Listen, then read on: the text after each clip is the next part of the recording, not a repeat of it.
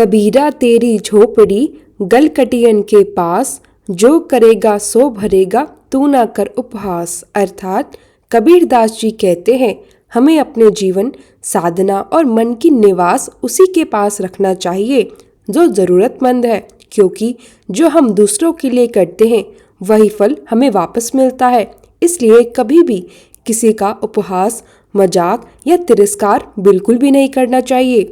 हरे कृष्णा, राधे राधे। आप सभी का दिन शुभ और मंगलमय हो। इससे पहले के सभी अध्याय सुनने के लिए आप सभी का दिल से धन्यवाद। अब श्रद्धा भाव से सुनिए मार्गशीर्ष मास महात्म्य का 19वां अध्याय। भगवान नारायण कहते हैं, हे मुने, एक समय की बात है, भगवान माधव श्री कृष्ण अनेक बालकों को अपने भ्राता हलधर बलराम के साथ भोजन करके वन में खेल कूद के लिए निकल पड़े। वह बाल रूप में हंसते, दौड़ते, कूदते, गीत गाते, मिट्टी में लौटते और गोपों के संग बाल लीला करते हुए आगे बढ़े। खेल के उपरांत उन्होंने गौधन को आगे हाँकते हुए वन के निर्मल सरोवर में मधुर जल पिया। इसके पश्चात वे मधुवन में पहुंचे। उस वन में एक भयंकर अत्यंत बलवान दैत्य रहता था। उसका रंग सफेद, आकृति बगुले के समान और मुख विकराल था। उसका नाम था बकासुर। उसने दूर से देखा कि गौवे, ग्वाल बाल और 2 तेजस्वी बालक श्री कृष्ण और बलराम वहां स्थित है। दैत्य ने अत्यंत धूर्तता से लीला पूर्वक समस्त ग्वाल बालों को निगल लिया और श्री कृष्ण भी उसके उदर में चले गए। यह दृश्य देखकर देवगण भयभीत होकर कांप उठे। वे व्याकुल होकर बोले, हाय, ये क्या हुआ? ग्वाल शिशु तो संसार के आधार श्री हरि है। इंद्र ने दधीचि ऋषि के हड्डियों से बने व्रत से प्रहार किया, परंतु बकासुर केवल एक पंख गवा बैठा। चंद्रमा ने हिमपात किया, पर उसे केवल सर्दी का कष्ट हुआ। यम ने यमदंड चलाया, बकासुर निश्चेष्ट तो हुआ पर मरा नहीं। वायु ने वायव्यास्त्र चलाया, वह दैत्य को केवल स्थानांतरित कर सका। वरुण ने शीला वर्षा की, असुर को पीड़ा हुई पर प्राण नहीं निकले। अग्नि ने आग्नेयास्त्र चलाया, उसके पंख भस्म हुए। कुबेर के अस्त्र से पद कट गए। ईशान के सूल से वह मूर्छित हुआ, पर वह अब भी जीवित था। तभी अद्भुत दिव्य घटना हुई। श्री कृष्ण दैत्य के उदर से स्वयं प्रकट हुए। उनका तेज प्रचंड सूर्य समान था। उन्होंने बकासुर के बाहर और भीतर दोनों ओर अग्नि उत्पन्न कर दी। दैत्य दगद होकर वहीं प्राण त्याग बैठा। गोकुल में सुख, शांति और विजय की पुकार उठी। बकासुर वध के पश्चात सारे देवता, ऋषि, सिद्ध, गंधर्व और अप्सराएं आकाश में पुष्प वर्षा करने लगी। सब और जय जय श्री कृष्ण की ध्वनि गूंज उठी। गोप बाल हर्षित हो उठे और गोविंद गोविंद नाम का कीर्तन करते हुए गौओं को लेकर वृंदावन की ओर लौट पड़े। एक दिन फिर श्री कृष्ण और बलराम तथा सभी गोप बाल वन में गौचारण के लिए गए। जहाँ जहाँ वे कदम रखते धूल सोने के समान चमकने लगती। पवन मधुर हो जाता और वन के पक्षी उनके स्वर में स्वर मिलाकर गाने लगते। उनकी उपस्थिति से वन की घास हरी, जल स्वच्छ और वातावरण शांत हो जाता था। यही है भगवान की चरण धूलि की महिमा। उसी समय वहाँ एक और भयंकर दैत्य आया, जिसका नाम था प्रलंबासुर। वह मेढ़े के रूप में आया, चतुराई से गोप बालों के समूह में शामिल हो गया। श्री कृष्ण सब जानते थे, पर उन्होंने लीला के अनुसार कहा, चलो आज हम सब मिलकर जोड़ी बनाकर दौड़ प्रतियोगिता करते हैं। जो हारेगा वह विजेता को पीठ पर बैठाकर ले जाएगा। सबने हर्ष से स्वीकार कर लिया। श्री कृष्ण ने प्रलंबासुर को बलराम के साथ जोड़ी में रखा। दौड़ शुरू हुई। जैसे ही बलराम आगे बढ़े, प्रलंबासुर हार गया। नियम अनुसार उसे बलराम को पीठ पर बैठाना था, परंतु जैसे ही वह बलराम को लेकर दौड़ा, उसने अपना दैत्य रूप धारण कर लिया। वह पर्वत के समान विशाल और अग्नि के समान भयानक दिखाई देने लगा। बलराम मुस्कुराए। उनका तेज प्रचंड बिजली के समान अद्भुत हो उठा। उन्होंने अपनी मुट्ठी से प्रलंबासुर के कपाल पर प्रहार किया। वह दैत्य वहीं धड़ाम से गिरा और प्राणहीन हो गया। देवताओं ने पुनः आकाश से कहा, जय हलधर, जय बलदेव। कुछ समय बाद कंस ने एक और दैत्य भेजा, केसी, जो घोड़े के रूप में था। उसकी हिनहिनाहट सुनकर धरती कांप उठती थी। वह वृंदावन में आया और अपने भयावह दांतों से गोपों को भयभीत करने लगा। श्री कृष्ण शांत भाव से आगे बढ़े। केशी ने अपने बड़े मुंह से श्री कृष्ण को निगलने का प्रयास किया, परंतु भगवान ने अपना हाथ उसके मुख में डाल दिया और वह हाथ धीरे धीरे पहाड़ के समान विशाल होने लगा। केशी का मुख फट गया, शरीर ढीला हो गया और वह भूमि पर गिरकर मर गया। सारे ब्रज में उत्सव छा गया। उसी समय ऋषि नारद वहां प्रकट हुए। उन्होंने मुस्कुराते हुए कहा, हे कृष्ण, आपके अवतरण का उद्देश्य असुरों का संहार और भक्तों का कल्याण है। आज आपने वह सिद्ध कर दिया है। नारद जी ने इसके बाद श्री कृष्ण के दिव्य स्वरूप की महिमा गाई। जब जब भगवान श्री कृष्ण असुरों का संहार करते, तब तब गोप गोपियां और समस्त ब्रजवासी और भी अधिक प्रेम से कृष्ण में लीन हो जाते थे। उनके लिए कृष्ण केवल भगवान नहीं थे, उनके अपने, उनके प्राण, उनके सांसों का सार थे। एक समय पुत्र शोक में जलते हुए कंस ने एक राक्षसी को भेजा, पूतना। वह सुंदर स्त्री का रूप धारण कर शिशु कृष्ण के पास पहुंची। उसने अपने स्तन में विष लगा रखा था, पर जैसे ही श्री कृष्ण ने उसका स्तनपान किया, उन्होंने दूध नहीं, उसके पापों का अंत चूस लिया। पूतना का दैत्य रूप प्रकट हो गया और वह भयंकर गर्जना के साथ धरती पर गिर पड़ी। वृंदावन में भय छाया, पर नंद बाबा और यशोदा माता ने कृष्ण को सीने से लगा लिया। उन्होंने सोचा, हमारे लाल ने कुछ नहीं किया, माँ की गोद में तो बस बालक ही है। परंतु देवताओं ने कहा, धन्य है वह पूतना जिसने एक बार कृष्ण को माँ की भावनाओं से दूध पिलाया, उसे भी मुक्ति मिल गई। यहाँ भाव यह है, भगवान केवल कर्म नहीं देखते, भाव देखते हैं। एक दिन ब्रज में इंद्र पूजा की तैयारी हो रही थी। श्री कृष्ण ने विनम्रता से कहा, माँ बाबा, हम जीवन भर गोवर्धन पर्वत, गौएं और प्रकृति की कृपा से ही पलते हैं, तो पूजा भी उन्हीं की होनी चाहिए। सभी ने कृष्ण के वचन सहर्ष मान लिए। पूरे ब्रज में गोवर्धन पर्वत की परिक्रमा की और सात्विक भोजन, लड्डू, दूध, दही, घी का अन्नकूट भोग अर्पित किया। इंद्र को यह स्वीकार न हुआ। उसने मेघों को क्रोधित कर दिया।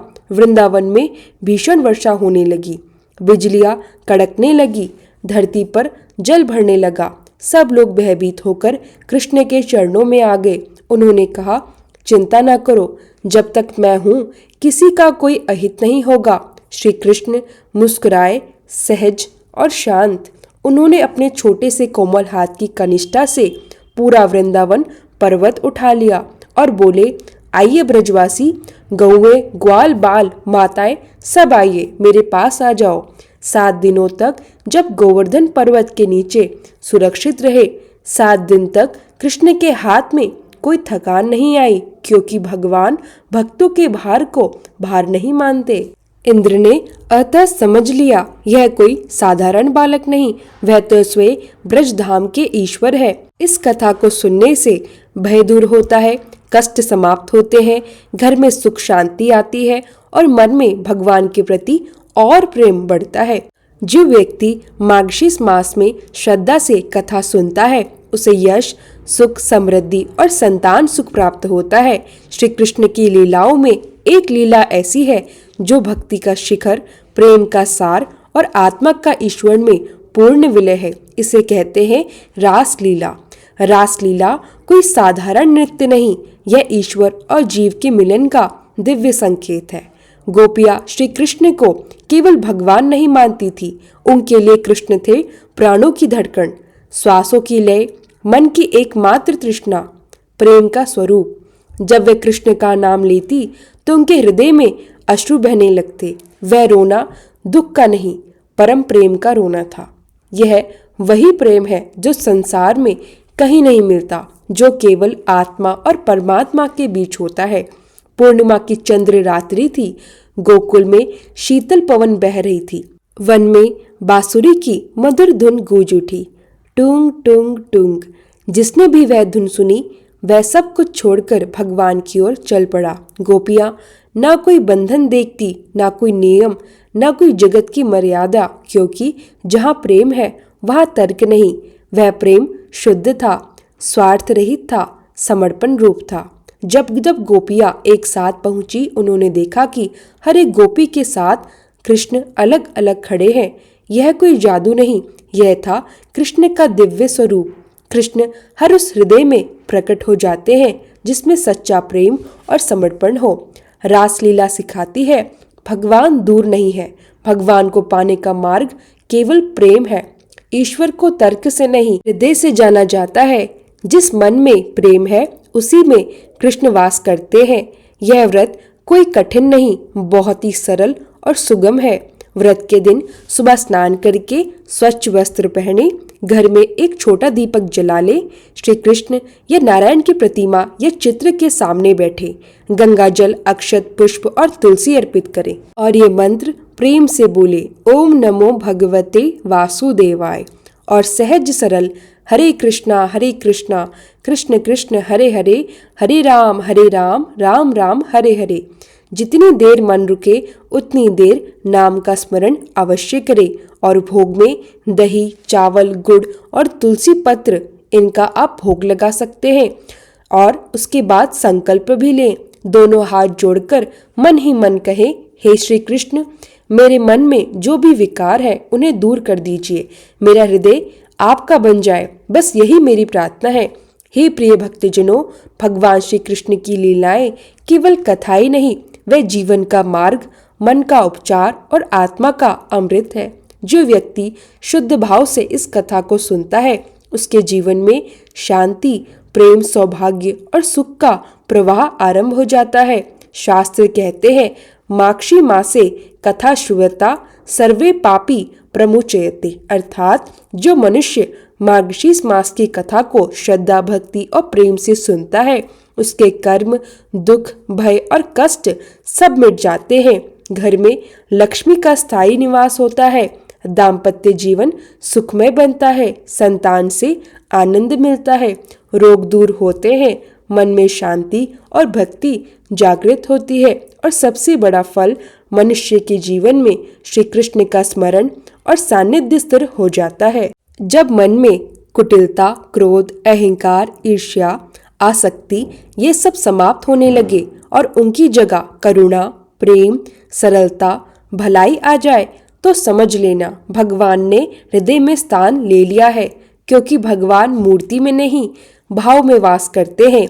दोनों हाथ जोड़कर मन ही मन कहें, हे नंदलाल, हे व्रजधन के रक्षक, हमारे मन को अपना बना लो, हमारी वाणी में प्रेम दो, कर्मों में भलाई दो और हृदय में आपका नाम सदा गूंजता रहे। और ये मंत्र भी अवश्य बोले, ओम शांति शांति शांति, हरे कृष्ण कृष्ण कृष्ण हरे हरे, हरे राम राम राम हरे हरे। जो इस कथा को बोलता या सुनता है, उसके घर में कभी खाली नहीं रहता, उसके जीवन में कभी अंधकार नहीं रहता, उसके मन में कभी निराशा नहीं बसती। भगवान श्री कृष्ण के कृपामय हाथ हमेशा उसके सर पर रहते हैं। राधे राधे। कृष्ण चालीसा। बंशी शोभित कर मधुर, नील जलद तन श्याम, अरुण अधर जनु बिंब फल, नयन कमल अभिराम। पूर्ण इंद्र अरविंद मुख, पीतांबर शुभ साज, जय मनमोहन मदन छवि, कृष्ण चंद्र महाराज। जय यदुनंदन जय जगवंदन, जय वसुदेव देवकी नंदन, जय यशोदा सुत नंद दुलारे, जय प्रभु भक्तन के दृक्तारे। जय नट नागर नाग नथैया, कृष्ण कन्हैया धेनु चरैया। पुनि नख पर प्रभु गिरवर धारो, आओ दीनन कष्ट निवारो। वंशी मधुर अधर धरि तेरी, होवे पूर्ण मनोरथ मेरो। आओ हरि पुनि माखन चाखो, आज लाज भारत की राखो। गोल कपुल चिंबुक अरुणाड़े, मृदु मुस्कान मोहिनी डारे। रंजित राजीव नयन विशाला, मोर मुकुट वैजंती माला। कुंडल श्रवण पीत पट आछे, कटी की कड़ी काचन काछे। नील जलज सुंदर तनु सोहे, छवि लखी सुरनर मुनि मन मोहे। मस्तक तिलक अलग घुंघराले, आओ कृष्ण बांसुरी वाले। करी पै पान पुत नहीं तार्यो, अका बका कागा सुर मार्यो। मधुवन जलत अग्नि जब ज्वाला, भय शीतल लगती ही नंदलाला। सुरपति जब व्रत चढ़्यो रिसाई, मसूर धार वारी वर्षा आई। लगत लगत वृच्चहन बहायो, गोवर्धन नखधारी बचायो। लखी यशोदा मन भ्रम अधिकाई, मुख मह 14 भुवन दिखाई। दुष्ट कंस अधि उधम मचायो, कोटि कमल जब फूल मंगायो। नाथ कालिह तब तुम लीने, चरण चिन्ह दे निर्भन कीने। करी गोपिन संगरास विलासा, सबकी पूरन करी अभिलाषा। केतिक महा असुर संगरायो, कंसी केस पकड़ी दे मारियो। मात पिता की बंदी छुड़ाई, उग्रसेन कह राज्य दिलाई। महिषे मृतिक छौ सुतलायो, मातु देव की शोक मिटायो। भौमासुर मुर दैत्य संहारी, लाए शतदस सहस कुमारी। दे भीड़ी तीर चीर सहारा, जरासंधु राक्षस कह मारा। असुर बकासुर आदिक मार्यो, भक्तन के तब कष्ट निवार्यो। दीन सुदामा के दुख टार्यो, तंदुल 3 मुठ मुख डार्यो। प्रेम के साग विदुर घर मांगे, दुर्योधन के मेवा त्यागे। लखी प्रेम की महिमा भारी, ऐसे श्याम दिन हितकारी। भारत के पार्थ रथ आके, लिए चक्र कर नहीं बलता के। निज गीता के ज्ञान सुनाए, भक्तन हृदय सुधा वर्षा आए। मीरा थी ऐसी मतवाली, विष पी गई बजाकर ताली। राणा भेजा साप पिटारी, शालीग्राम बनी बनवारी। निज माया तुम विधि दिखायो, उड़ते संचय शकल मिटायो। तब शत निंदा करी तत्काला, जीवन मुक्त भयो शिशुपाला। जब ही द्रौपदी टेरी लगाई, दीनानाथ लाज अब जाई। तुरत ही वसन बने नंदलाला, बड़े चीर बे अरिमु काला। असनाथ के नाथ कन्हैया, डूबत भवर बचावत नैया। सुंदर दास आसुरधारी, दया दृष्टि की जय बनवारी। नाथ सकल मम कुमति निवारो, शमुहु बेगी अपराध हमारो। खोलो पट अब दर्शन दीजे, बोलो कृष्ण कन्हैया कीजे। यह 40 कृष्ण का पाठ करे उरधारी, अष्ट सिद्धि नव निधि फल लही पदारथ चारी। बोलो कृष्ण कन्हैया लाल की जय, हमारी प्यारी किशोरी जी की जय।